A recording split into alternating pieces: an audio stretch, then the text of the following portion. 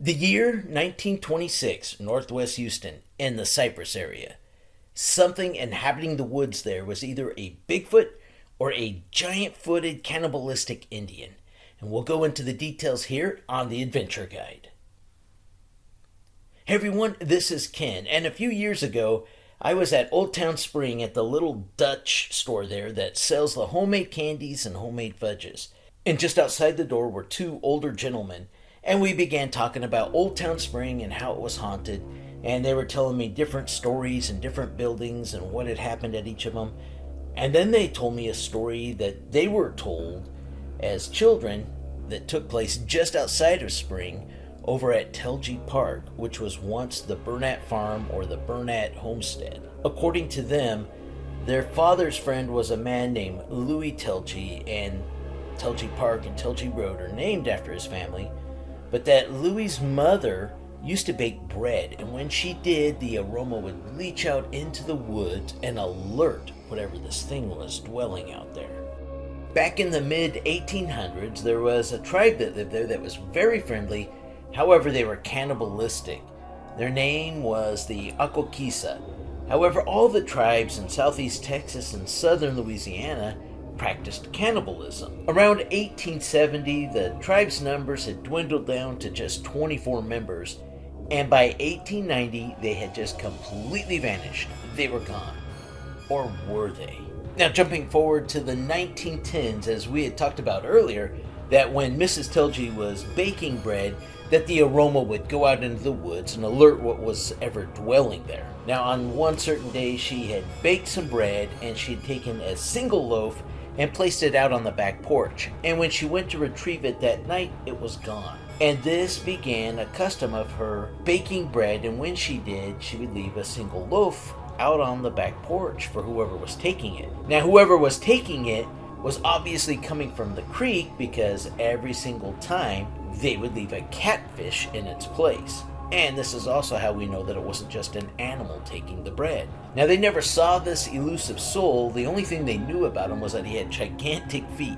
As a matter of fact, Mr. Telge told these boys, who were now old men, that it would take the entire hide of an ox just to make a set of moccasins for this fellow. The Telges never believed this was anything different than an Indian.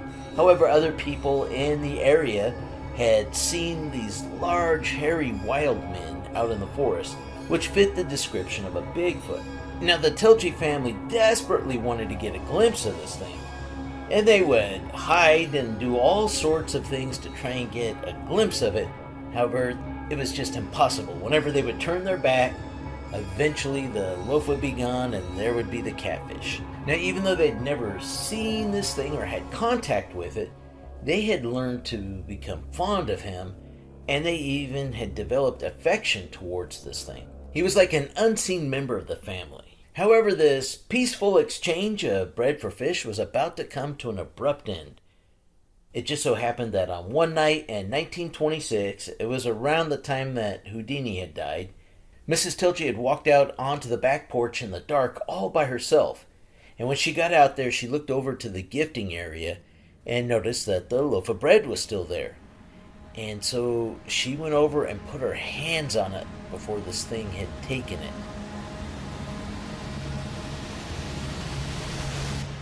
And she picked it up and took it inside the house, and when she came in, she had tears streaking down her face, and with a broken heart and her German accent, she said, quote, "The Indian is no more."